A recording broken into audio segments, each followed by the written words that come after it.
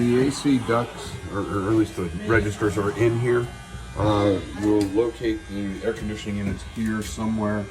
Not exactly how that's going to happen, if they need to be on a stand yet. The intention, we're going to have 2 units. These 2 registers will be fed by the, what we'll call the salon unit or whatever. The other one will feed this unit, and it will run through the tray to an outlet in the cuddy. So we got a register in there, and it will need to run up forward here to this register that comes out by the helm. We reseal everything and paint it. As it gets a little further into this portion of the video, you'll see we're finishing the edges, putting the decking on the fly bridge up top, doing the same routine with the primer and sanding on the cabin structure, and didn't get a lot of footage with the bottom paint, but it's on the boat, and you'll see that in the photos coming up.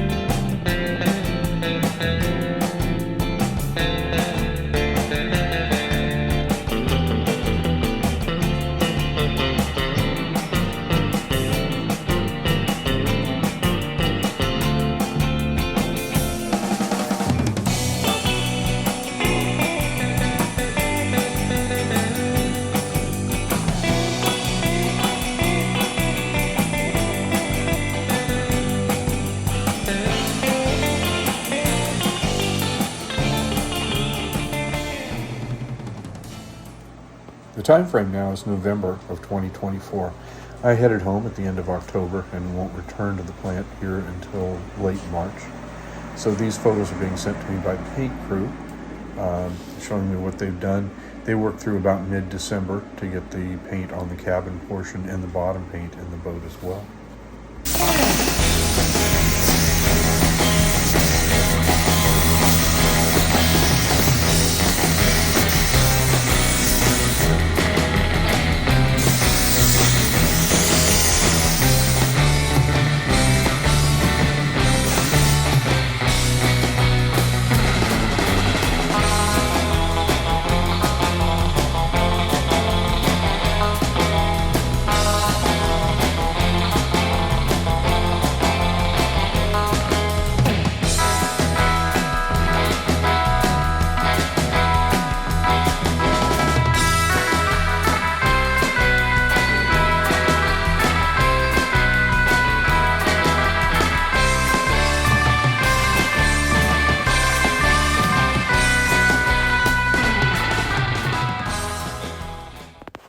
One recurring question in any project like this is, when do you stop spending money?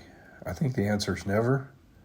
At any rate, all the work I'm doing on the boat and everything inside, I really didn't want to spend that kind of money and have a dependable boat, but something that looks like a rat rod on the lake. So I decided to go ahead and have it painted. It cost a lot of money to have a boat this size painted, but boy, does it sure look better.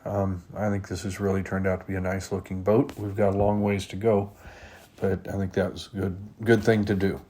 While I was at home, I took a couple of projects with me. One was I took the docking lights in the rear, and I used the original housings, but I made some carbon fiber plates to fill in around the edges and used some spreader lights, current LED spreader lights to work out in the rear there. I think gives it a little bit more modern look, and certainly consumes less power, gives off more light. So I installed those as soon as I got back in March, the time frame now. Well, I'm still at home, but I put those together, and then I also started cutting some carbon fiber panels, matching sort of material for the helm inserts that will go in the main pilot house. The paint that I chose to use for this project is All Grip. The specific product is Allcraft SE, and the color of the boat is Horizon Blue. The timeline in the project now is late March of 2025, and I've just returned to the plant. It's kind of interesting. I had quite a bit of tornado activity, so I was dodging those on the way out, and as I got in, I had a pretty good storm the first couple of days. That was pretty thrilling. This boat will be equipped with Starlink. You may notice the antenna on the ground here in this picture, and I just wanted to give a shout out to Starlink. Since I am living in my trailer for the time being, I am using that Starlink system in the trailer, and it did not skip a beat through these tornadoes. Excellent service. Got in just in time. Major downpour now. So, see how it goes. Boy, how nasty looking is that? As the day went on, the storm got worse, and I ended up having to take refuge in what I was afraid might have been a crematorium. Turns out it was an old heater room for the factory, but it was made out of brick, so that's where I rode out the storm for the evening. So the first order of business was taking care of the through holes in the boat. Had a little bit of confusion there about the size of them, and I tried to make everything consistent. So I used all 3/4 and 1 inch through holes with everything. 1 inch for the bilge pumps and 3/4 inch for everything else. And I had to modify some of the openings. So of course, once you have a freshly painted anything, the first thing you want to do is go drilling new holes in it. Well, nevertheless, here it is.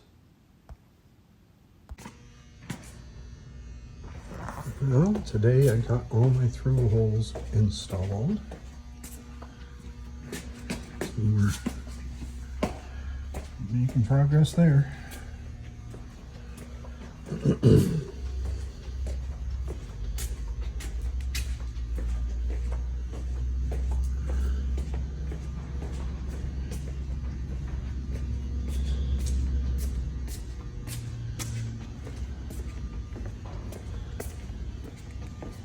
Just affects one thing with that vent on top. All the rest of them are in.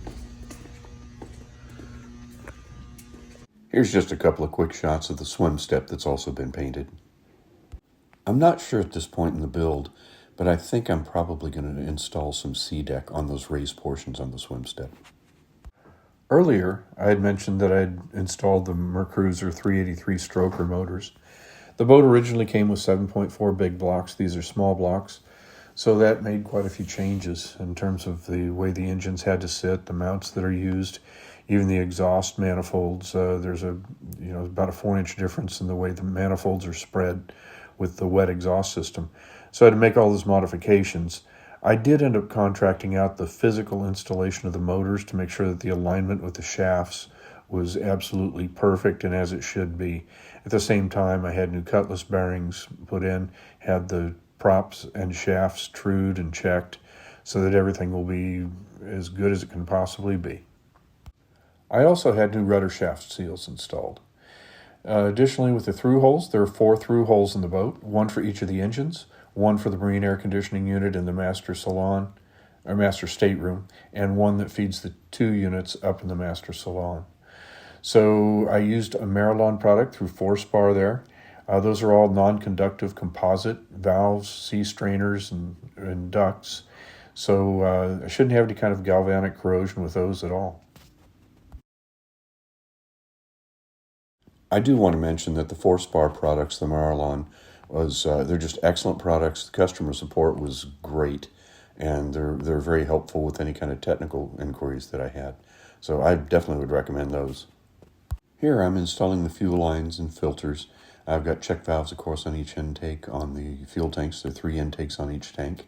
And then go to the filter and 2 switches so that I can pull fuel from either tank for either engine. Well, we're getting there. So the fuel system is in. All the fuel tanks are in, mounted, the engines, all the raw water system, fuel systems, motor controllers are all in. Now we just have to do the electrical, replace all the bonding. I'm going to redo all the bonding in here. And she's about ready to go motor-wise. These are just a couple of clips to show what the rear deck looks like from the inside.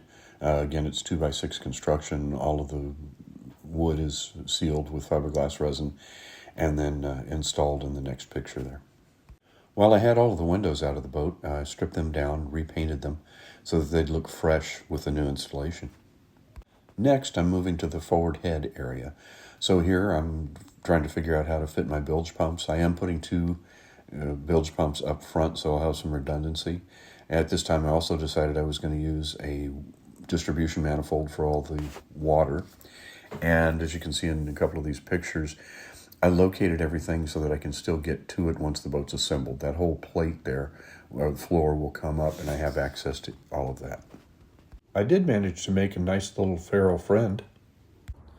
What a good girl. Yeah. It feels good, huh? Oh, you're so soft. Yeah.